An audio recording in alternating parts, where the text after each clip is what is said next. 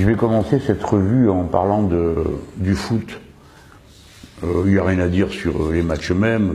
Il y en a que ça intéresse, d'autres que ça intéresse pas. Il y en a qui sont beaux, d'autres qui sont moins beaux. Mais j'ai été frappé par toute une série de commentaires qui semblaient être hostiles aux manifestations de joie, d'allégresse qu'il y a après certains matchs, et notamment ici en France.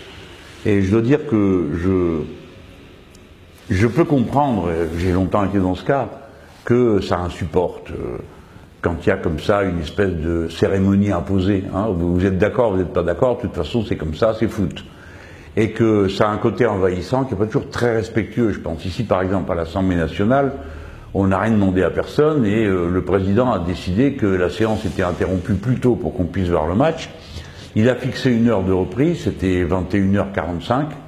Et bon, à 21h45, eh ben, on attendait dans l'hémicycle, il nous manquait toute une série de gens, dont le président lui-même, qui sont arrivés plus d'une demi-heure plus tard, parce qu'il y avait le succès, le résultat, puis ils ont dû boire un coup, puis il y avait pas mal bu là-dedans.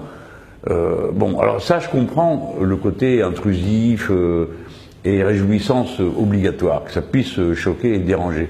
Mais là où je suis plus d'accord, c'est quand on en vient à mépriser ceux qui se réjouissent, hein, en disant ben quoi, alors ils sont incapables de protester contre le sort qui leur est fait, mais là ils s'en vont tous sur les Champs-Élysées alors qu'ils auraient dû venir pour défendre leur cause, leurs revendications sociales et tout ça. Moi je suis pas d'accord avec ça, je crois qu'on doit pouvoir se réjouir, surtout quand c'est une réjouissance qui est purement positive, quoi. On est content parce qu'on a gagné, parce qu'on a une belle équipe, parce qu'elle est de bien des façons à l'image du pays dans sa forme la plus populaire, et donc c'est normal d'être content et d'être joyeux, et c'est bien, ça met de l'allégresse. Je comprends pas qu'on puisse regarder ça de trop haut.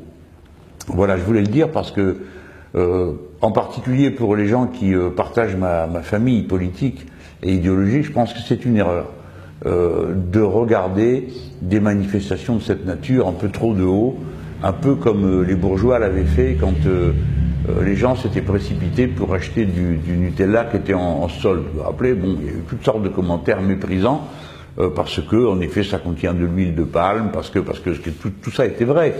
Mais il fallait pas, pour finir, mépriser les gens qui le faisaient, parce qu'ils ne le faisaient pas par méchanceté ou parce qu'ils avaient envie de cotiser à l'huile de palme. Ils le faisaient parce que c'était moins cher ce jour-là et que ça leur permettait d'en ramener à la maison pour leurs gosses, même si c'est pas ce qu'il y a de mieux à leur donner. Voilà, je voulais le dire. Donc là, dimanche, il va y avoir le match de la finale.